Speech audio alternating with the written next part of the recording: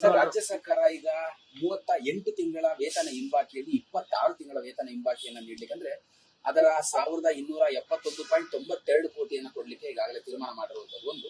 ಎರಡನೇದು ವೇತನ ಹೆಚ್ಚಳ 2024 ಜನವರಿಯಿಂದ ಏನು ಹೆಚ್ಚಳ ಆಗಬೇಕಾಗಿದೆ ಅದನ್ನ 2025 4ನೇ ತಿಂಗಳಿಂದ ಹೆಚ್ಚಳ ಮಾಡ್ತೀವಿ.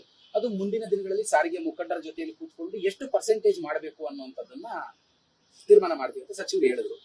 ತಮ್ಮ ಮುಂದಿನ ಅಂದ್ರೆ ನಾಳಿನ ಬೆಂಗಳೂರು ಚಲೋ ಏನಾಗುತ್ತೆ ಸರ್? ಸರ್, ನಾನು ನಿಮ್ಮ ವಾಹಿನಿ ಮುಖಾಂತರ ಹೇಳೋದಕ್ಕೆ ಇಷ್ಟಪಡ್ತೀನಿ. ನಮ್ಗೆ ಅಧಿಕೃತವಾದಂತ ಯಾವುದೇ ಸಂದೇಶಗಳು ಬಂದಿಲ್ಲ. ನಾವು ನಿಮ್ಮ ಚಾನೆಲ್ಗಳನ್ನೇ ವೀಕ್ಷಣೆ ಮಾಡ್ತಾ ಇದ್ದೋ.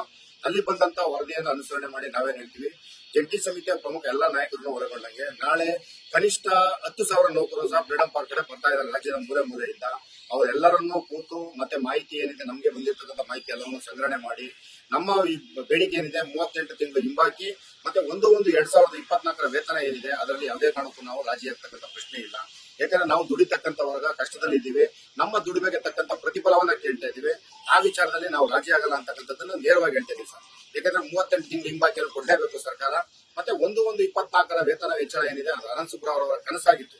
1/1/24 ವೇತನ ಹೆಚ್ಚಳವನ್ನು ಮಾಡಿ ಆನಂತರ ಬೇಕಾದ್ರೆ ಸರ್ಕಾರ ಯಾವ್ದಾದ್ರು ನಿರ್ಧಾರ ತೆಗೆದುಕೊಳ್ಳಿ ಅಂತಕ್ಕಂಥದ್ದನ್ನ ಹಲವಾರು ಬಾರಿ ನಮ್ಮೆಲ್ಲರ ಜೊತೆಯಲ್ಲಿ ಹಂಚ್ಕೊಂಡಿದ್ದಾರೆ. ಹಾಗಾಗಿ ಸರ್ಕಾರಕ್ಕೆ ಮತ್ತೊಮ್ಮೆ ಮನವಿ ಮಾಡ್ತಾ ಇದ್ದೀನಿ, ದಯಮಾಡಿ 38 ತಿಂಗಳ ಹಿಂಬಾಕಿ ಏನಿದೆ ಅದನ್ನ ಬಿಡುಗಡೆ ಮಾಡಬೇಕು. ಮತ್ತೆ 1/1/24 ವೇತನ ಹೆಚ್ಚಳ ಏನಿದೆ ಅದನ್ನ ಮಾಡ್ಕೊಳ್ಳೇಬೇಕು ಅಂತಕ್ಕಂಥ ಮನವಿ ಮಾಡ್ತೀನಿ. ಮತ್ತೆ ರಾಜ್ಯದ ಮೂಲೆಯಿಂದ ಬರ್ತಾ ಇರ್ತಕ್ಕಂಥ ಸಮಸ್ತ ಕಾರ್ಮಿಕ ವರ್ಗ ಕೇಳ್ತಾ ಇದ್ದೀನಿ, ಫ್ರೀಡಂ ಪಾರ್ಕ್ ಅಲ್ಲಿ ನಾವೆಲ್ಲರೂ ಹೆಚ್ಚಿನ ಸಂಖ್ಯೆಯಲ್ಲಿ ಸೇರಿ ಒಂದು ದೃಢ ನಿರ್ಧಾರವನ್ನು ತೆಗೆದುಕೊಳ್ಳೋಣ, ಹೆಚ್ಚಿನ ಸಂಖ್ಯೆಯಲ್ಲಿ ಬನ್ನಿ ಅಂತಕ್ಕಂಥ ಮನವಿ ಮಾಡ್ತೀವಿ ಸರ್. ಈಗ ನಾಳೆ ಬೆಂಗಳೂರು ಚಲೋ ಇರುತ್ತಾ ಇರಲ್ವಾ ಸರ್? ಬೆಂಗಳೂರು ಚಲೋ ಅತ್ಯಂತ ಯಶಸ್ವಿ ಮಟ್ಟಿಗೆ ಕಾರ್ಮಿಕರು ಬರ್ತಾ ಇದ್ದಾರೆ. ಇನ್ನು ಹೆಚ್ಚಿನ ಸಂಖ್ಯೆಯಲ್ಲಿ ಜನ ಸೇರ್ತಾರೆ. ನಾವು ಊಹೆ ಏನ್ ಮಾಡಿದೀವಿ ಅದಕ್ಕಿಂತ ಹೆಚ್ಚಿನ ಸಂಖ್ಯೆಯಲ್ಲಿ ಇನ್ನು ಹೆಚ್ಚಿನ ಸಂಖ್ಯೆಯಲ್ಲಿ ಜನ ಬರ್ತಾ ಇದ್ದಾರೆ.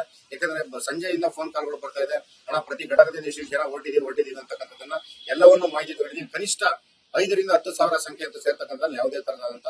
ಈಗ ನಾಳೆ ಸಂಜೆ 4 ಗಂಟೆವರೆಗೂ ಕೂಡ ಗಡುವನ್ನ ಕೊಟ್ಟಿದ್ರಿ. 4 ಗಂಟೆ ನಂತರದಲ್ಲಿ ಮುಷ್ಕರಕ್ಕೆ ಹೋಗ್ತೀವಿ ಅನ್ನೋ ಮಾತುಗಳನ್ನು ಹೇಳಿದ್ರಿ. ಈಗ ನಾಳೆ ಮತ್ತೆ ಪ್ರೆಸ್ ಮೀಟ್ ಇರತ್ತಾ ಸರ್? 4 ಗಂಟೆಗೆ ಎಲ್ಲಾ ಪತ್ರಿಕಾದ್ಯಮ ಮತ್ತೆ ದೃಶ್ಯ ಮಾಧ್ಯಮ ಎಲ್ಲರನ್ನೂ ಕರೆದು ಅವರ ಮುಂದೆಗಡೆ ತೀರ್ಮಾನ ಮಾಡ್ತೀವಿ.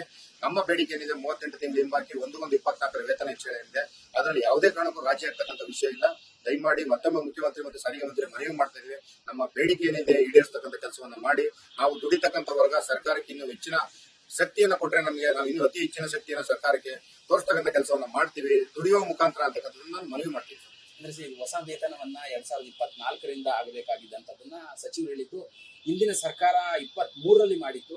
ಸೊ ಹಾಗಾಗಿ ನಾವು ಅದನ್ನು 25ಕ್ಕೆ ತೆಗೆದುಕೊಂಡು ಹೋಗಿದ್ವಿ. ಮುಂದಿನ ವೇತನ ಪರಿಷ್ಕರಣೆ ಏನಿದ್ರೆ 2029ಕ್ಕೆ.